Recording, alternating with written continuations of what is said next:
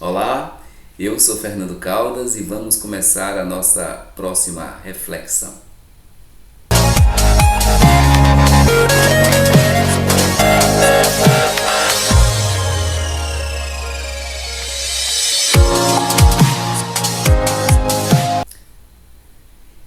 Durante muito tempo, eu dando aula nas faculdades ou universidades, eu dividia as salas em equipes, e cada equipe eu colocava para investigar uma determinada tribo urbana.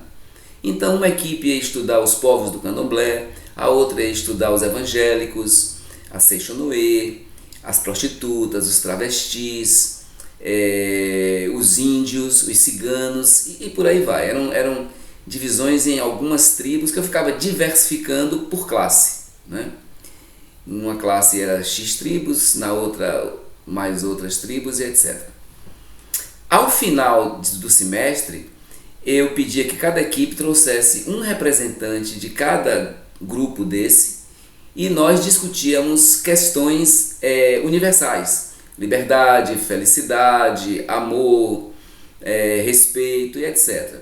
Então eu tentava conciliar as duas vertentes do nosso tempo, que são aquilo que os pensadores chamam de ethos, ou seja, a ética peculiar a cada tribo urbana dessa, porque essas éticas variam, essas ethos variam, versus uma ética universal que a gente discutia num seminário final, né? Como é que essas diversas tribos que têm suas ethos próprias, às vezes, muitas vezes, divergentes das ethos das outras tribos, como é que elas lidam com ética universal, com conceito universal, a valores universais, né?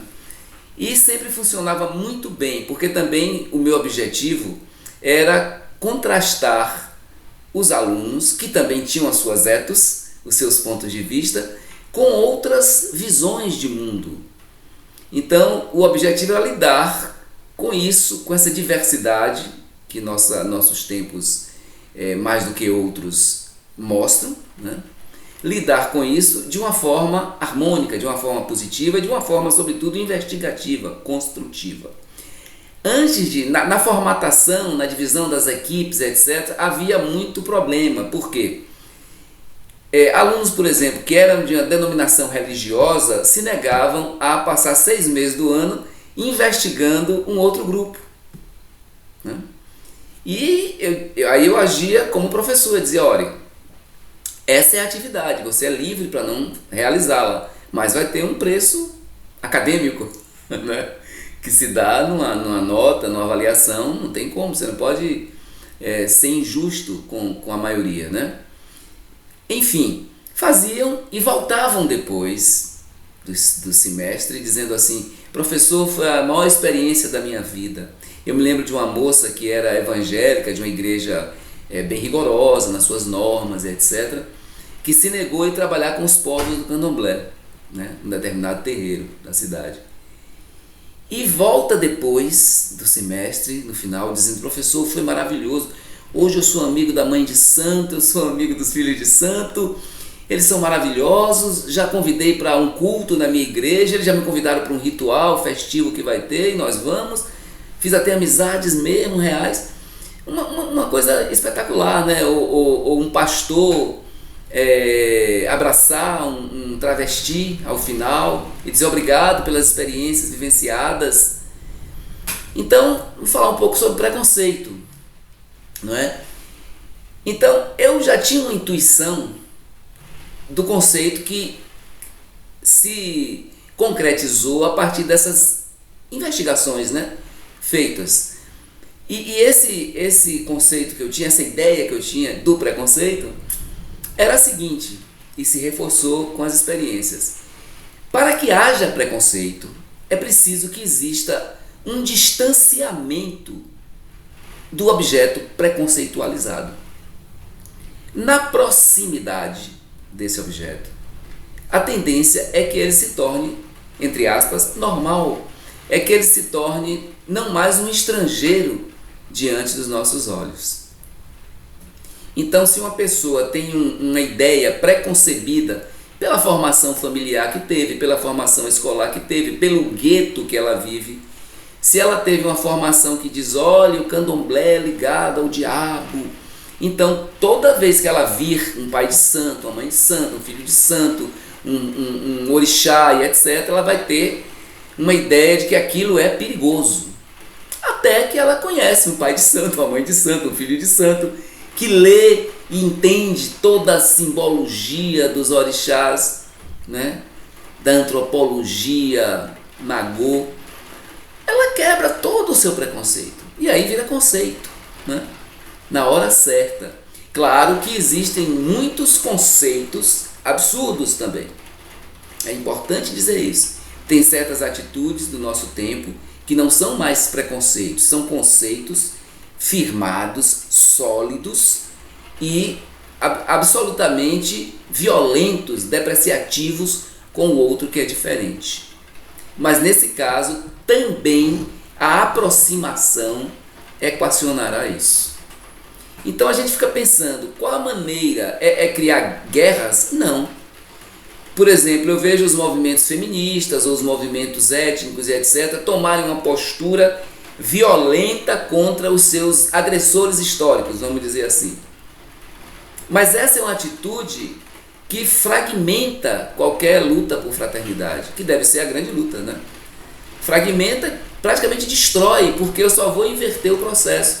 Nós não queremos um mundo onde, por exemplo, as etnias que foram escravizadas passem a escravizar, nem os gêneros que foram oprimidos passem a oprimir. Nós queremos fraternidade. Nós queremos, inclusive, que o opressor diga, perdão, não serei mais opressor. Que o escravagista diga, perdão, não vou escravizar mais ninguém. E possamos seguir uma convivência civilizada. É isso que as pessoas de bom senso pensam. Então, aproximar as pessoas me parece uma estratégia muito mais sábia do que guerrear, do que criar guetos com bandeiras e palavras de ordem violentas que possam afastar ainda mais um possível aliado. Não leva a nada. A aproximação é a grande estratégia. Eu estava me lembrando outro dia, eu estudei na minha primeira infância numa escola de freiras, uma escola que era privada. Eu estava lembrando que esse tempo todo que eu estudei nessa escola, minha escola tinha 2 negros, eu conheci 2 negros na escola. Quer dizer, algo não estava certo. Tinha alguma anomalia nesse processo, né? Então, agora, como é que se faz isso? Começando a xingar, a ofender, ou a querer guerrear com aqueles que criaram aquela circunstância? Não. A maneira mais certa de resolver qualquer equação, primeiro identificando os incógnitas, né? E sabendo o X da questão, e depois ir em busca das soluções. E no caso da convivência humana, aproximar as pessoas torna as pessoas normais. Toda a anomalia, por assim dizer, se dá à distância.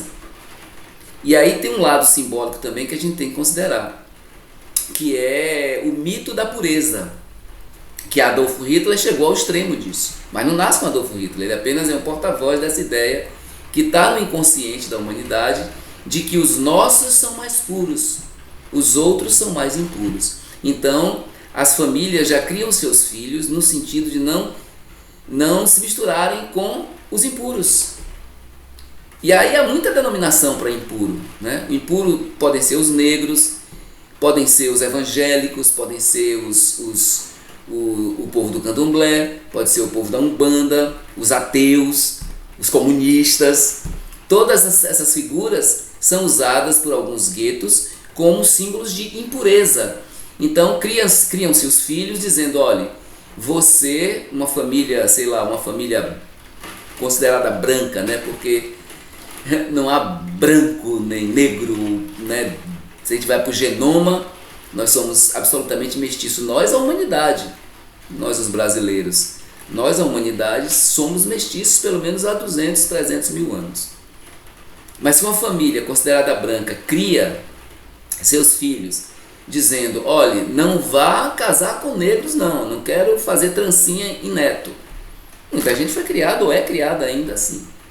Ou o contrário, uma família de, por exemplo, negros militantes na causa, dizer, não, vamos manter nossa família com negros, que é para confrontar a dominação branca. Então são modelos, né, que visam não ter acesso às impurezas, entre aspas, a esse outro. Todo outro é um impuro nessa concepção. Ou alguém que é católico e se apaixona por alguém que é evangélico, e os dois são, digamos, militantes das suas religiões, as famílias vão criar problemas, pelo amor de Deus, como é que faz? Vai ser aonde esse casamento? Quem vai? Se forem pessoas de bom senso, ótimo, mas se não forem, né, a palavra seca da lei, da ortodoxia, das religiões, vai acabar falando mais forte. Então, por trás do preconceito, existe o mito da pureza. Pureza de raça, pureza de religião, pureza de idioma, pureza intelectual, né? Então, por exemplo, alguém que é de um pós-doctor de uma universidade, ter um envolvimento afetivo com alguém que tem o ensino fundamental, isso vai dar um problema pela impureza, quer dizer, o sujeito que teoricamente é mais puro, o que tem o pós-doutorado, vai entrar no lamaçal, entre aspas, da ignorância. Então é uma sociedade absolutamente fragmentada, cheia de impuros e puros. Mas, parafraseando lá a peça teatral, os impuros são sempre os outros. Né? Então é preciso essa ampliação de consciência, né? De entender que a outra tribo poderia ser a nossa, desde que lá nós tivéssemos nascido. Eu ficava brincando com os meus alunos, outro dia eu falei isso aqui, da universidade mesmo, das faculdades que eu dei aula, eu disse, se você tivesse nascido na China, você não seria cristão. Eles se revoltavam. Seríamos, professor, seríamos... Né? Não há uma compreensão de que nós somos muito sujeitos da cultura em que nascemos. Embora tenhamos em nós atributos universais, que nos dá humanidade, né? Que nos faz humanos, que nos faz irmanados, né?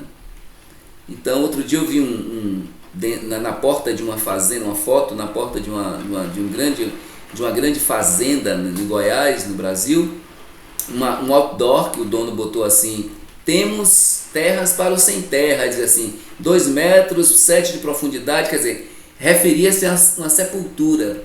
E eu fiquei pensando, né? O dono dessa terra também vai ter uma sepultura um dia, se não for cremado. Não é? Então a sepultura será sempre do outro, né? Do sem terra, que na concepção dele é um impuro. Como na concepção de alguns mais radicais, o dono da terra também é um impuro. Quando a gente vê um militante de esquerda referir-se a um empresário, é sempre de forma pejorativa, de forma ruim. E a recíproca, infelizmente, tem sido verdadeira.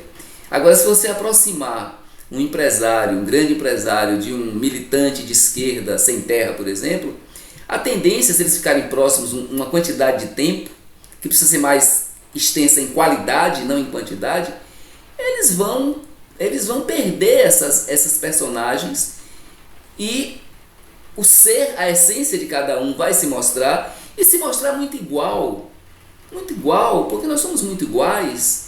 A diferença em grau de uma Madre Teresa de Calcutá para um Adolf Hitler é muito pequena, ela é expressiva, porque nós somos seres de expressão, somos seres de uma cultura que se expressa e que dá ênfase às coisas, mas em grau nós somos muito próximos um do outro, por isso que nos protegemos nas tribos, né? Uma pessoa sozinha, ela se sente desprotegida, ela precisa de aliados que pensem mais ou menos igual, e um reforça o outro, como peças de dominó emparelhadas, mas se empurrar uma, caem todas, porque a insegurança é também universal. Só que a gente não entendeu ainda que esse grupo pode ser a humanidade, passada, presente e futura. que nós podemos deixar de ser membros exclusivos de uma tribo ou de outra e passarmos a ser membros de uma humanidade. Esse vínculo, esse elo, ele é atemporal, espacial, ele nos toma a todos.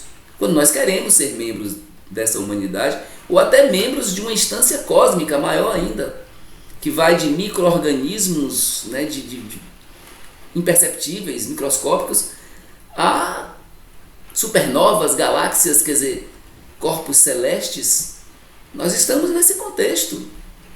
Então a pessoa se sentir, não, eu não sou nada disso, eu não tenho um vínculo cósmico, não tenho um vínculo biológico, não faço parte de uma biosfera, não. Eu sou desse gueto aqui. Eu sou um punk, um skinhead, um evangélico, um cristão, um espírita, ou seja lá o que for, um marxista, um liberal. A pessoa preferir a parte ao todo e morrer por essa parte, como se essa parte representasse a verdade absoluta das coisas. Então essas experiências que eu fiz com meus alunos, e que foram muito boas para eles, muito boas, e alguns choravam porque mexe com coisas muito enraizadas. Uma pessoa que nasce numa tradição, seja ela qual for, e cresce naquilo, e que por respeito e amor aos pais defende aquilo, e também, claro, para que aquilo tenha um valor absoluto, é preciso denegrir quem não é aquilo, os impuros, outros. Quando essa pessoa se depara bem próxima desses impuros, que ela foi criada a vida inteira para tê-los como impuros, nefastos, perigosos, e vê que eles são humanos, e alguns muito humanos, ela entra em parafuso. Há um circuito, um curto-circuito cerebral. E tudo que se tinha apreendido entra em xeque. O que é uma maravilha. A vida dela começa a partir dali. Ela tem que destruir esses valores todos e, que se der tempo, reeducar os pais. E todos seguirem numa maneira de ser mais respeitosa, mais ampliada, né? Então não descartem a possibilidade de, em uma quinta-feira, assistir uma missa da misericórdia, e na sexta ir para um terreiro de candomblé, e no sábado visitar a Seixonoe, e no domingo ter uma reunião de um grupo de ateus anarquistas. Não descarte essa possibilidade de conhecer mundos e compactuar com todos eles e ser fraternal com todos eles, né? E investir no sonho de todos eles, porque querendo ou não, viajamos no mesmo tempo, na mesma embarcação, somos os argonautas. O destino não importa tanto, importa o caminho, a rota, como diziam os antigos portugueses, a precisão da rota. E vamos admirando as estrelas, nos guiando por elas, as marés, os bichos sob as marés, né? Os companheiros de navegação. Nesse sentido é possível uma vida mais harmônica. No outro sentido, não. No outro sentido é o que nós estamos vivendo, né? Impuros versus impuros. Então vamos ter a utopia de que possamos um dia nos enxergar a todos como puros, como entes do mistério, mas de um mistério que nos quer dignos, que nos quer irmanados, sem grandes fantasias, mas pelo menos reféns do respeito e da admiração por tudo quanto for diferente do que nós somos. Até a próxima reflexão.